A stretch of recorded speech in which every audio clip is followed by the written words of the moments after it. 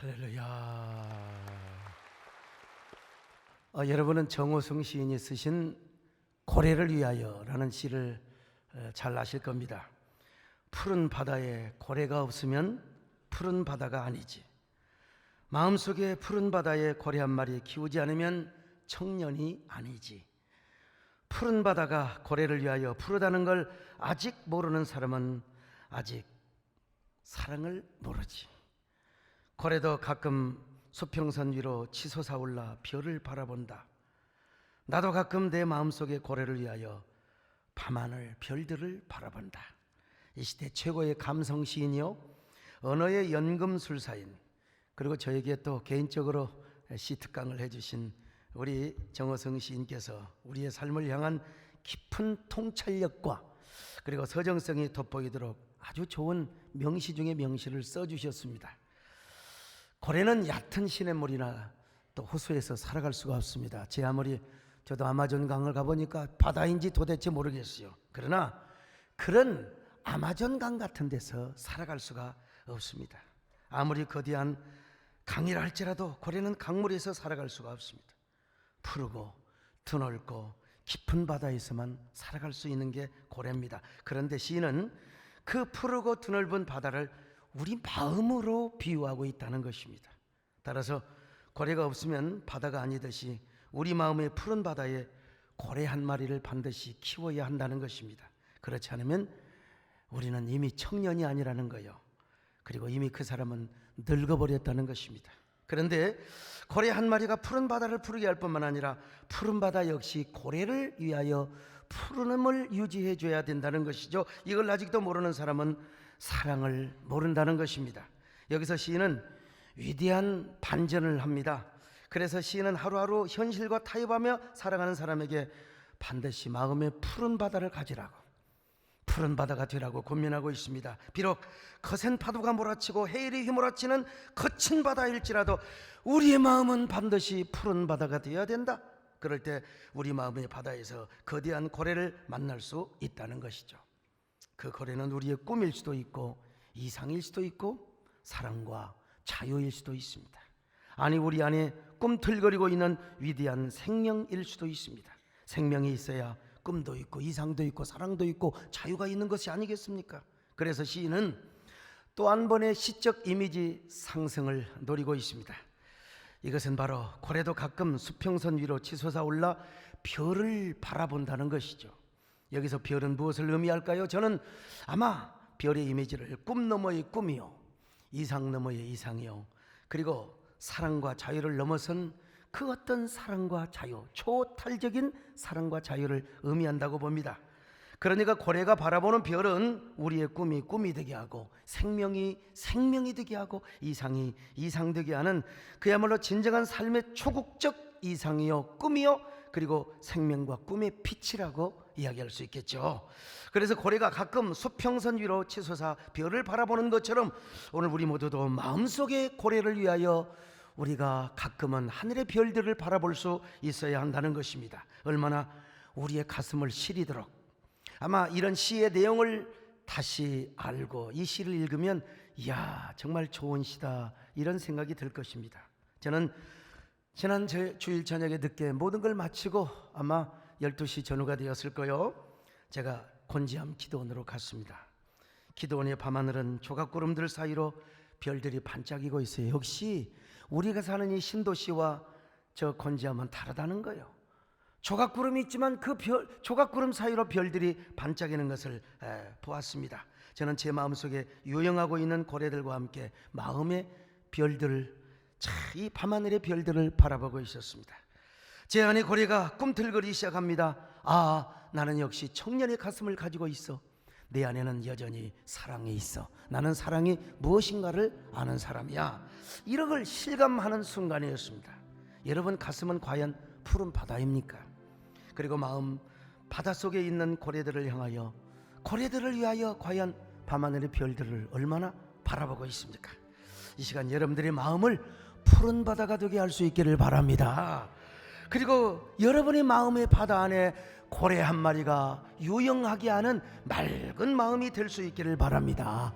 그리고 가끔은 그 고래를 위하여 밤하늘의 별들을 바라볼 수 있는 그런 마음의 여유와 낭만, 선수시대를 꿈꾸는 여러분들의 마음이 될 수 있기를 바랍니다. 그럴 때 여러분의 심장이 정호성 시인에 의하면은 바로 청년의 심장이요 사랑을 아는 사람이라고 이렇게 이야기하는 것입니다. 오늘 이 시간 말씀을 듣는 이 시간, 예배 시간에 가슴마다 파도치는 젊은이가 될 수 있기를 바랍니다. 가슴마다 파도친 우리들의 젊은 눈동자의 어리운 너, 우리들의 푸른 꽃, 주의 말씀 주의 행함, 길과 진리 되시니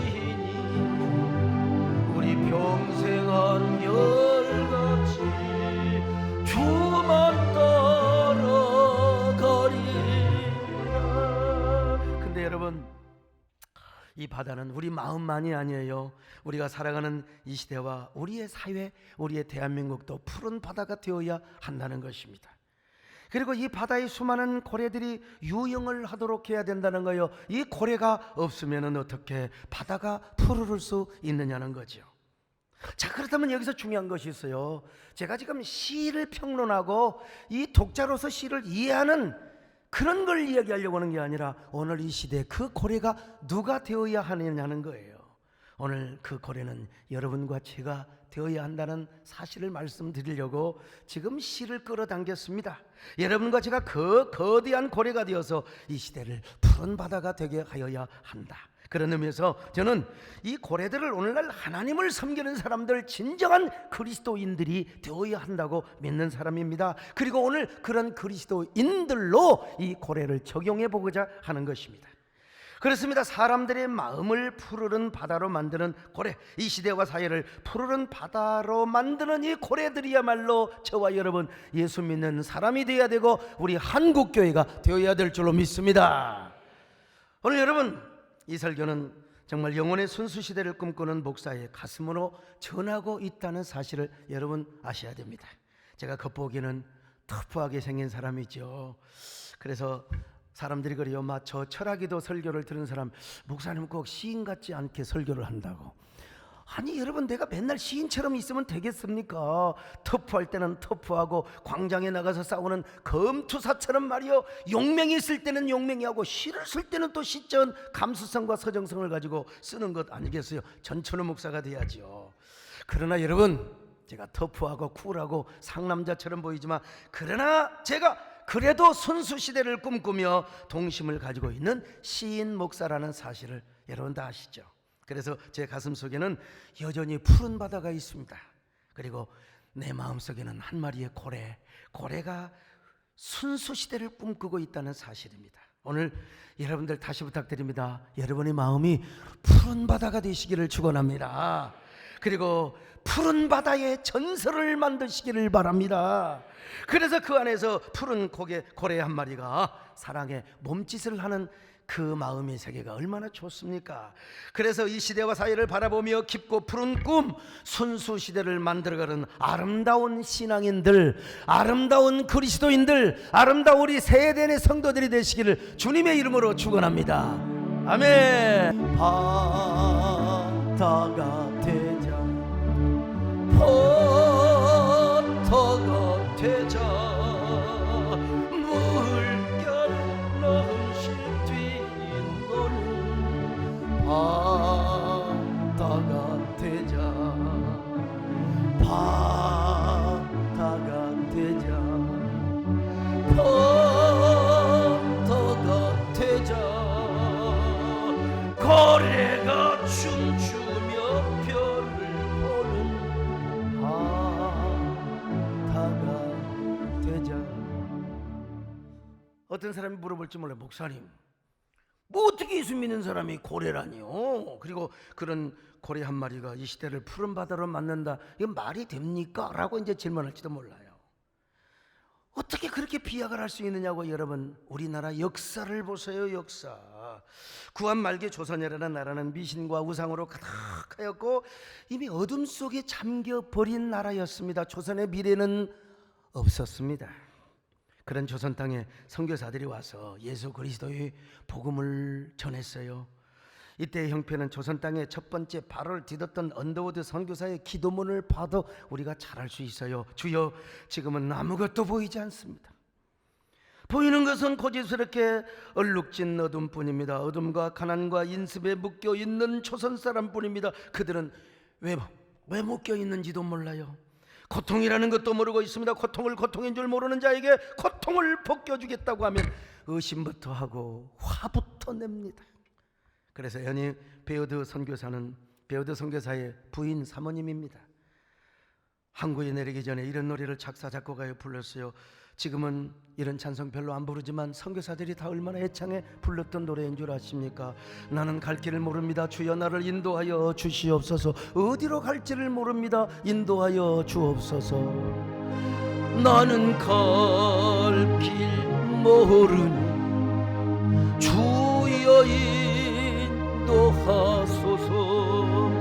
어디가 야 좋을지 나를 인도하소서.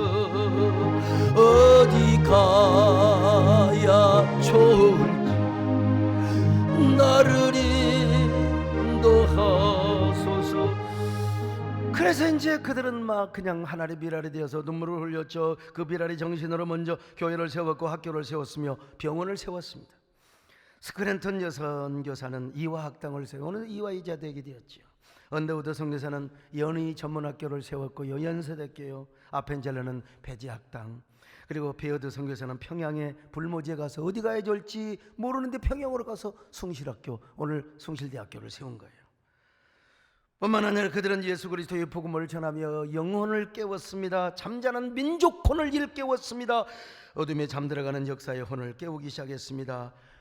그뿐입니까? 게일 선교사는 한글을 보급하는 데 앞장을 섰어요. 성경을 우리말로 번역했을 뿐만 아니라 한글 학습 교재 유몽천자를 이렇게 편집해서 냈습니다.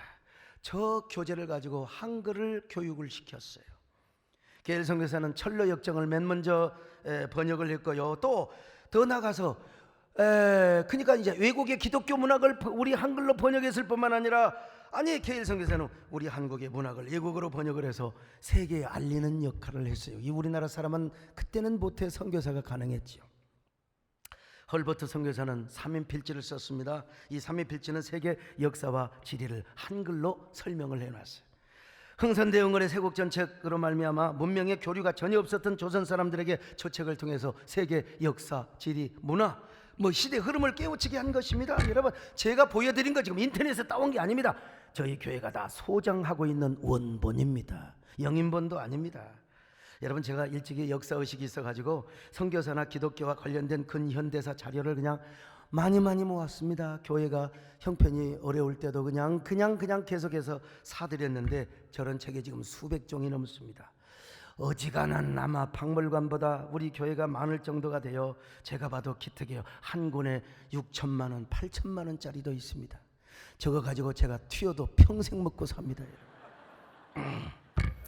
근데 여러분, 제가 우리 것으로만 제가 꼭 고집 안 해요. 한국교회 역사박물관 제가 세우면은 여러분, 내가 혼자 마음대로 할 수 있으면 우리 당회원들하고 의논해서 내가 기증도 할 수 있어요. 그렇다고 지금 당장 기증한다는 거 아닙니다. 여러분, 기증도 값어치게 하는 거예요. 줄동발동.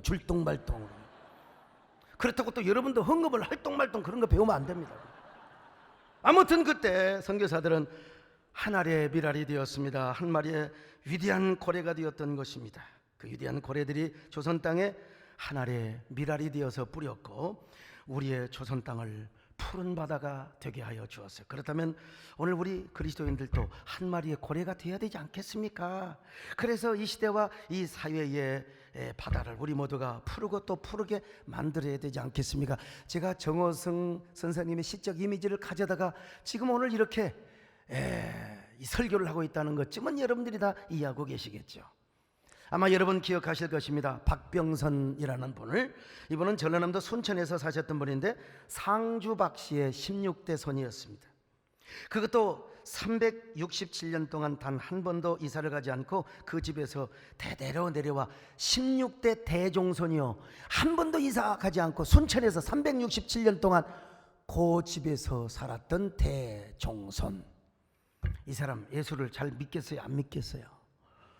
이 사람 예수 믿어요, 안 믿어요? 시장님 믿어요, 안 믿어요? 안 믿죠. 절대 안 믿어요.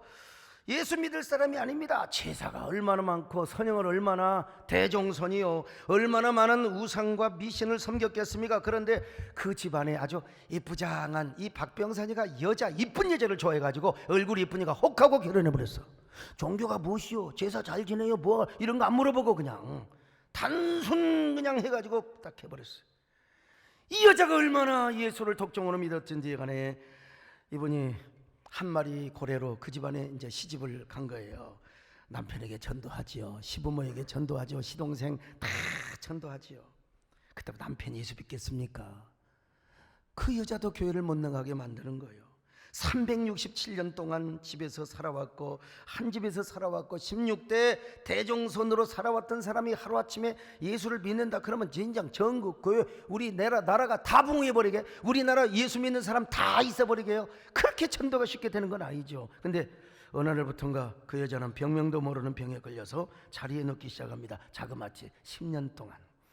아무리 병원에 가서 검사를 해도 이유를 몰라요. 여러분, 남편이 퇴근하면 여자가 화사하게 여보 오세요 하고 이게 좀 해야 돼. 우리 집사님들 다 그렇게 하시기를 바랍니다. 뭐든 내가 이렇게 늦게 오냐고 하면은 남편이 자꾸 새길로 새요. 좀 예뻐가지고 화장도 멋있게 하고 좀 멋있게 해가지고 아이고 안녕하세요 하고 이제 그렇게 영접을 해야 됩니다. 근데 남자가 와서 순천시 공무원이요, 순천시 과장이 되어가지고 아이 집구석에 많으면 여자가 끙끙 앓아가고 누워있으니 어머니가 밥을 내주니 참 환장을 노릇이요, 짜증나지요. 그래서 한 번은 그랬대. 아이고 차라리 빨리 죽어불소. 자네가 죽어야 내가 새장가를 가지. 이 남자들은 참 맘통하네. 어쨌든 정은석은 10년 동안 누워있으면서 얼마나 눈물을 흘리며 기도를 했겠습니까? 외로운 고래 한 마리는 푸른 바다의 신화와 전설을 이루기 위해서 10년 동안 눈물을 흘리며, 그래도 병이 안 났으니까 이제 남편 박병선은 아내를 친정으로 보내버리고 이혼하자고 도장 찍자고 하는 거예요. 아니 이해하셔야 됩니다. 박병선 나쁜 사람 아니요. 16대 대종손이 자식 하나 못 봤으니 당연히 그럴 수가 있죠, 옛날에는. 그러자 이제 아내 정은숙이 박병선에게 마지막 한마디를 제안합니다. 여보, 내가 기도원에 가서 결판 기도를 낼 테니까 기도원에 가서도 병 낫지 않으면 그냥 깨끗하게 이혼하겠습니다. 내가 위자료 한 푼도 안 받겠습니다. 그러나 내가 기도원에 가서 깨끗하게 병 고침을 받고 오면 당신 예수 믿고 나와 함께 교회 다녀야 돼. 이 박병선이가 열이 벙해가지고 뭐라고 한 줄 아세요? 위자료 한 푼도 안 받는다는 말에 약속을 딱 해버리고 말았어. 참, 이 남자는 참 그래. 아무튼요. 근데 기도원에 가서 이 하나님의 특별한 섭리가 있어가지고 그 가정을 복음화시키기 위해서 일주일 만에 다 나사버렸어, 병이요. 근데 그냥 오면 안 돼. 삐썩 말라갖고 그냥 완전히 광대 나와서 기도원에서 배가 터지도록 밥을 먹고 계속해서 몸매 관리를 하고 한 달이 되어서 맛있게 해가지고 아주 삼삼하게 아주 화장을 진하게 아주 그냥 술집의 여자보다 더 진하게. 그리고 집에 와서 여보 난 나섰어. 여러분, 이 박병선이 상남자야. 약속을 지킨 거예요. 약속을. 교회를 나갔어요. 근데 그 교회가 이제 순동교회라고 새 예배당을 지었는데 막 빈자리가 그냥 태반이야. 다 빈자리가 막 줄줄이. 그 모습을 딱 보고요, 교회에 나가던 첫날 이 상남자가 뭐라고 고백하느냐. 하나님 내 우리 마누라가 그렇게 좋아하는 교회 저 빈자리 내가 채우겠습니다. 저 빈자리를 제가 채우겠습니다. 그러면서 그날부터 전도하러 다닌 거예요. 그날부터. 누구한테 가느냐? 술친구부터 갔습니다. 자기 생활이 좀 넉넉해서 공무원 생활하면서 월급 받는 거 집에 한 푼 갖다 준 적이 없대요. 전부 다 순천 사람도 술 받아주고. 그래서 시의원을 몇 번 했습니다. 아무튼 그 술 받아준 값으로 갔다네. 그 순천에 살면서 이제 그 사람들에게 찾아가는 거예요. 술 친구들한테요. 나 이제 교회 나가게 됐네. 자네도 함께 교회 좀 가세. 뭐라고 답변이 오겠어요? 그런가? 자네나 잘 다니소, 자네나 잘 다니소. 또 이튿날 찾아가요. 어이, 나 교회 나가네. 자네도 나와 함께 교회 좀 가세. 그런가? 자네나 좀 잘 다니소 이 사람아. 술집에 가자고 할 때는 그렇게 잘 따라오던 사람들이 교회 나가자고 하니까 아이고 20번을 가고 30번을 가도 안 따라와요. 그때 깨달았대요. 아하, 예수는 아무나 믿는 게 아니구나. 교회는 아무나 오는 게 아니구나. 뭔가 나쁜 영이 사로잡고 있거나 술집에 가자고 할 때는 그냥 있는 약속도 취소하고 따라오던 놈들이 아니 교회 가자니까 절대로 안 따라. 이야, 깨달았다는 거. 여러분도 그냥 범상에서 온 게 아니요, 다 여러분들 하나님의 은혜로 이 자리에 온 줄로 믿습니다. 우리 옆 사람하고 인사 좀 하세요. 아, 생각하니 예수는 아무나 믿는 것이 아니네요.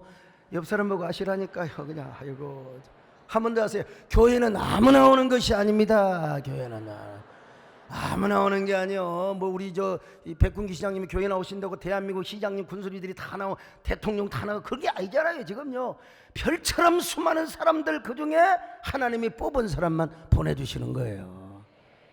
오늘도 우리 하종대 이 H채널의 국장은 뭐 맨날 나오시잖아요. 저분이 그렇게 교회 나가도 안 믿어진대요. 근데 오늘 또 우리 교회를 오신 거예요. 지금 안 믿어지는 거 있다가 이제 뭐 하여간 존말로 또 믿어지시기를 축원합니다만은요. 참 아주 말쟁이 글쟁이 저런 분이 예수를 믿으면 얼마나 좋겠습니까? 그래서 그런 사람한테 하루에도 2번, 3번을 4번, 5번, 6번을 가는 거요. 나 교회에 다니게 됐네. 이 사람아, 이번 주에 꼭 나와 함께 가세. 여러분 30번, 40번 가도 안 되고 100번을 가니까 이제 뭐라고 한 줄 아세요? 알았네 이 사람아, 나 그만 알아서 갈라네. 제발 그만 와서 이 사람아. 그런데 나나 물어보려네 이 사람아. 내가 교회 갈 때는 넥타이를 차고 가야 되는가 말아야 되는가 그냥 그랬더니 그냥 아무렇게나 와서, 그리고 당장 가서 넥타이를 사다 줬대요. 요거 차고 내려오소, 요거 차고 내려오소. 그래가지고 이제 1년에 전도를 몇 명 했느냐, 650명에서 700명을 했어요. 그래서 빈자리 다 채웠습니다. 1년에 시의원을 하면서 그저 시정활동을 하고 다니한 맨날 전도. 그러니까 당선도 그냥 전도 온 사람이 다 해줘버려. 네? 여러분, 사랑도요 감동을 줘야 되는 겁니다. 정말 사랑하는 사람과 결혼하기 위해서, 아니 무슨 뭐 자기가 저처럼 뭐 특수하게 잘생긴 사람이란 모르지만 그 비웃는 사람 별로 하나님 기뻐하지 않아요. 어떤 남자가 아무리 구애를 해도 여자가 안 넘어와요. 그래도 남자가 계속 사랑한다고 여자가 남자한테 막 그냥 남자가 여자한테 막 그냥 사랑한다고 지금 남자가 여자한테 하는 거예요. 잘못 알아들으시면 안 돼요. 그래서 이제 여자가 남자한테 이런 말을 하는 거예요. 정말 당신이 나를 사랑한다는 걸 보여주려면 매일 밤 우리 집 앞에 대문 앞에 서서 100일 동안 밤을 새워보세요. 그럼 내가 감동을 받을 겁니다. 눈이 오나 비가 오나 바람이 부나 찬사리가 내리거나 간에 비가 오나 우리 집 앞에서 밤을 새우세요. 사랑하면 그럴 수 있지 않습니까? 그래서 그 남자는 매일 밤마다 대문 앞에서 사랑의 세레나데를 불렀습니다. 그때가 여름이 지나서 이제 제법 쌀쌀한 가을이 되었다고 하지 않습니까? 세레나데를 우리나라식으로 불러서 가을이 지나, 여러분 여름이 지나가고 이제 가을이 오니까 대문 바깥에서 막 이런 노래를 부릅니다. 제일 아름다운 여름날이 빨리 사라졌다 해도 제일 나의 사랑은 어직도 변함없는데 제일 난 너를 못 잊어 제일 난 너를 사랑해. 그랬더니 대문을 열고 여자가 어마마마마마마, 그날이 캄캄한 밤이었는데 제발 그러실 필요가 없어요. 나를 향한 사랑 확신했으니 그때가 일주일도 안 됐어요. 제발 100일 채울 거 없어요. 이제 그만 결혼해요. 당신 사랑 확인했어요. 그 남자가 또 뭐라고 한 줄 아세요? 그 여자에게 죄송한데 저 알바생인데요. 그래갖고 결혼 깨져버렸대요. 아 참. 박병선은 알바생을 안 썼습니다. 여러분, 우리가 전도하는데 알바생을 쓰면 절대 안 됩니다. 내가 감동을 줘야 돼요. 그는 직접 몸소 찾아가 사람들을 감동시켰습니다. 그렇게 해서 순천의 전도왕, 그리고 그 교회 장로가 되었고 대한민국의 진돗개 전도왕, 한 번 불면 놓지 않는 진돗개 전도왕. 진돗개같이 생겼잖아, 저 봤어요. 우리 교회도 몇 번이나 오셨는데 중요한 건 제가 키가 훨씬 크다는 사실이에요, 여러분. 정은숙이라는 고래 한 마리가 그 집안에 들어가더니 그 집안을 푸른 바다로 만들어버린 거예요. 남편뿐만 아니라 시부모님, 모든 형제 친척들 다 전도하게 되었고 남편을 거룩한 고래 사냥꾼으로 만든 거예요, 지금. 그래서 박병선 장로님 한국교회뿐만 아니라 세계를 다니면서 이 시대를, 이 사회를, 한국교회를 푸른 바다로 만드는 바람 성령바람 전도축제 주인공이 됩니다. 여러분, 자, 이런 걸 보면 이제 고래의 의미가 어떤 의미인지 아시겠죠? 예, 고래. 그러므로 우리 모두 그리스도인 한 사람 한 사람이 이런 고래가 되어야 됩니다. 여러분, 우리 한국교회 다 고래가 되시기 바랍니다. 고래가 되시기를 주의 이름으로 축원합니다. 고래가 되자, 고래가 되자, 푸른 너는 고래가 되자. 다시 한번 합니다. 고래가 되자, 고래가 되자, 치소서 편을 고래가. 근데 여러분, 오늘 이 시대는 참 슬프고 안타까운 그런 그 현실 속에 우리가 살아가고 있어요. 오늘날 우리 모두가 고래가 되고 이 시대를 푸른 바다로 만들어야 되는데 왜 이렇게 지금 한국교회가 욕을 먹고 있는지 모르겠어요. 큰 교회 목사들이 그냥 욕을 먹고 있는지 몰라.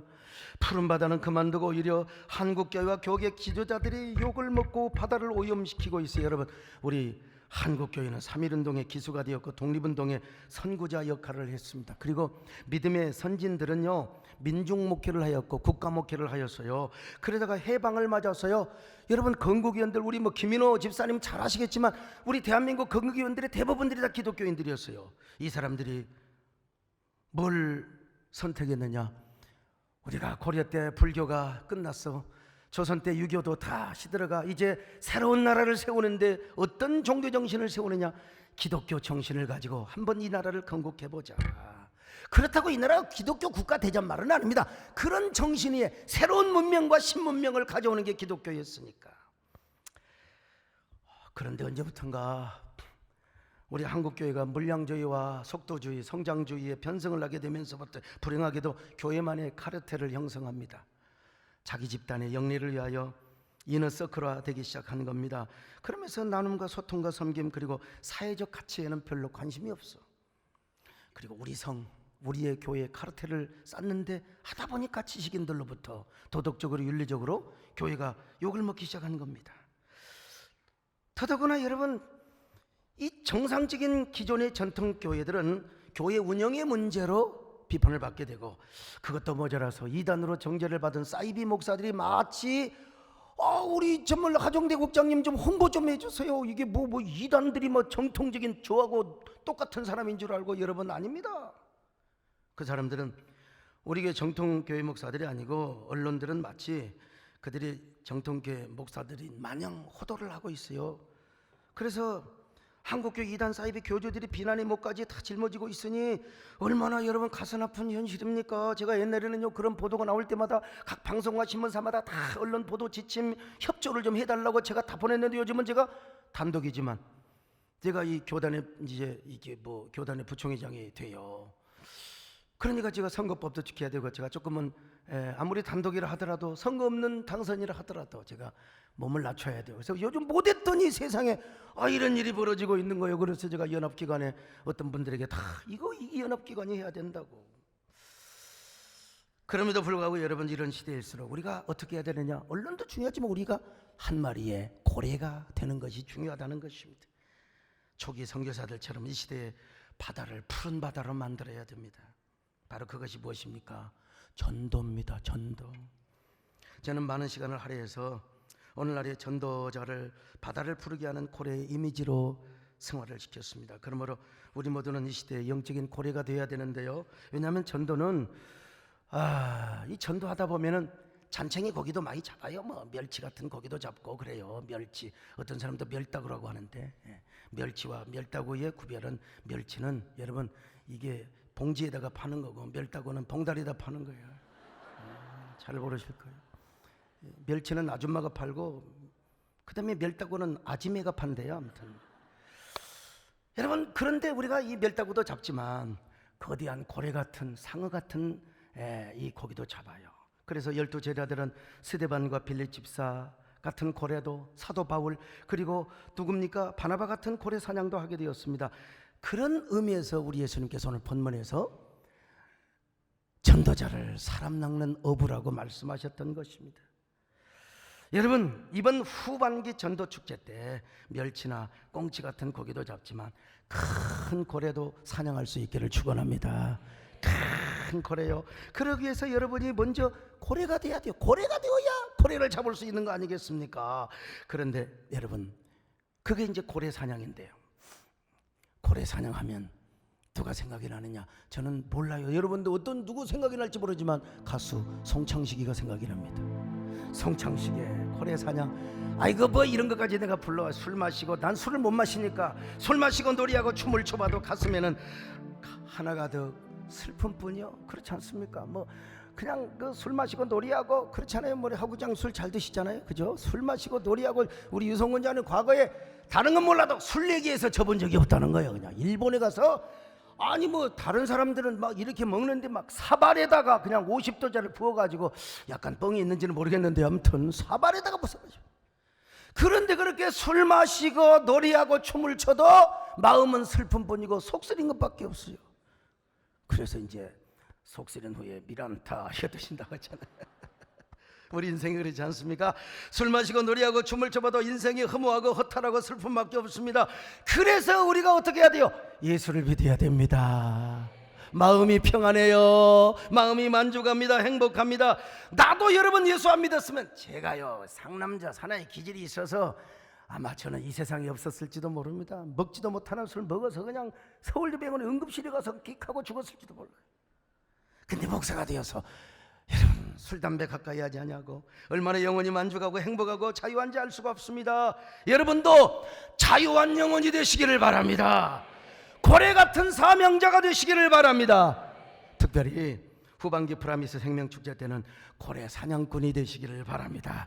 고래 사냥꾼이 되려면 어디로 가야 돼요? 동해바다로 가야 됩니다. 동해바다, 아니면은 여러분 아파트 전도 현장으로 가야 됩니다. 그러니까 여러분 전도하면서 이런 노래 부르세요. 괜찮아요. 저 떠나자 동해바다로, 성령 충만 전도 열차 기차를 타고, 또 한 번 해요. 저 떠나자 동해바다로, 푸른 바다 유영한 고래차를. 어떤 사람은 맨날 목사님들 이렇게 고래만 배 타고 지금 고래 잡으러, 그런 사람 없겠죠. 아무튼 오늘 여러분 전도는 이 땅에서 가장 아름다운 일입니다. 생명을 살리고 영혼을 구원하는 일입니다. 여러분 참 이 시대와 정말 우리가 어떡합니까? 하나님 앞에 아름다운 그런 일이 바로 전도라는 거예요. 전도야말로 왜 그렇습니까? 이 시대를 살아가는 한 사람 한 사람의 영혼을 구원하는 일이기 때문에 그렇습니다. 다른 종교에도 진정한 구원을 얻게 하고 영생을 얻게 한다면 우리가 여러분 무엇 때문에 전도 안 해도 되잖아요. 아니 예수님 외에 또 다른 종교에 구원이 있다면, 아니 뭐 선교사님들 우리나라까지 올 필요가 뭐가 있습니까? 다 그냥 알아서 그냥 우리 알아서 다른 종교 믿고 다 그냥 천국 가자고 할 일이지. 여러분 성경은 말씀하지 않습니까? 천하 사람들 중에 예수님 외에, 천하 사람들 중에 예수님 외에 다른 이름을 구원받을 만한 이름을 준 적이 없다고 말씀하고 있어요. 자, 사도행전 4장 12절 같이 보실까요? 시작. 다른 이로서는 구원을 받을 수 없나니 천하 사람 중에 구원을 받을 만한 다른 이름을 우리에게 주신 일이 없음이라 하였더라. 두 번째로 전도는 영혼 구원을 통하여 시대와 사회를 녹색화하기 때문에 그렇습니다. 푸른 바다를 만들고 영혼의 아바타 숲을 만드는 여러분 그리스도의 복음 아닙니까? 그래서 진정으로 예수 믿는 사람이 많아지면 많아질수록 이 시대는 건강하고 또 밝은 푸른 바다의 사회를 이룰 수가 있는 거예요. 세 번째로 복음만이 예수 그리스도의 진정한 화해의 길을 열어주기 때문에 그렇습니다. 여러분 대한민국은 남북 문제, 한일 문제, 한미 문제로 복잡하게 얽혀 있습니다. 이 정치적으로 풀기에는 너무나 이거 한계가 있는 것 같아요. 그러나 예수 그리스도의 복음은 화해의 복음입니다.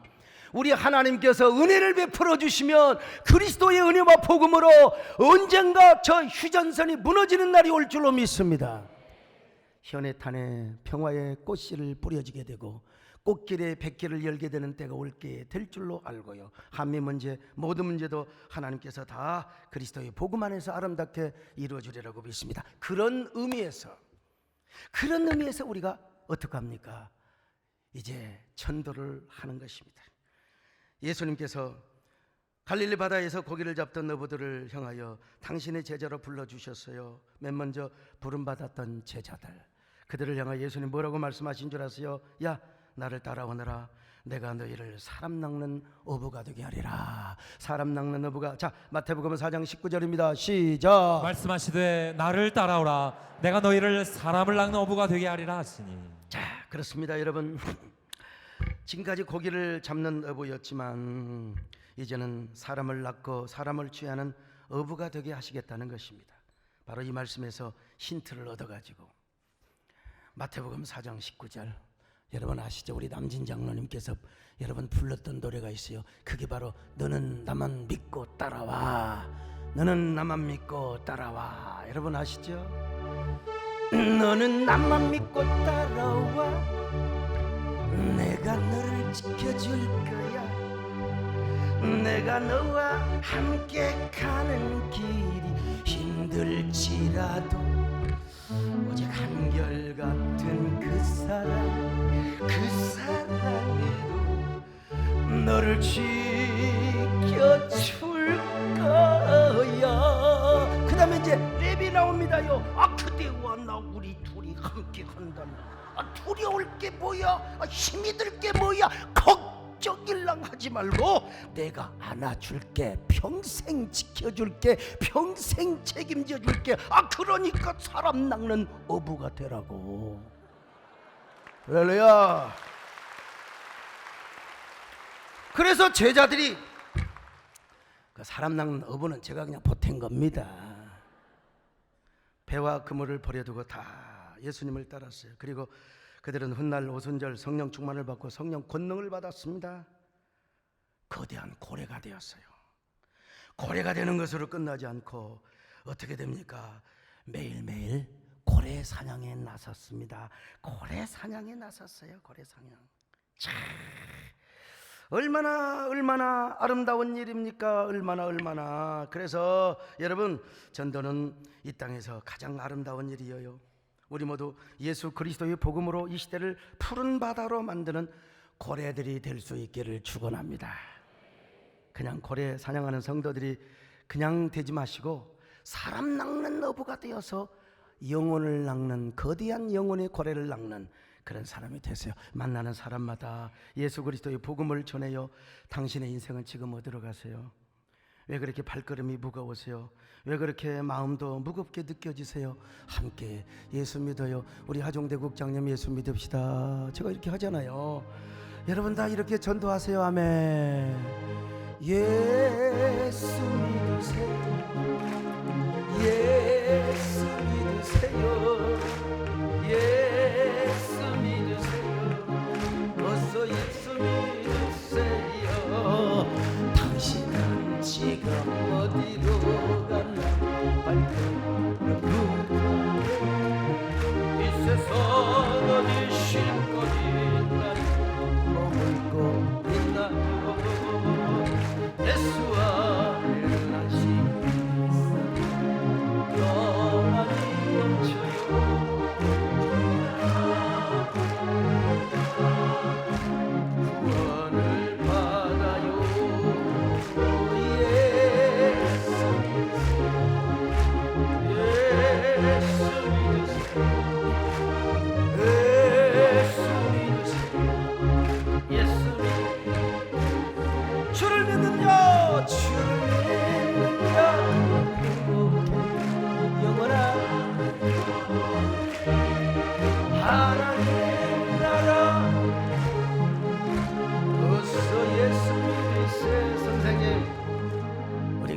보세요.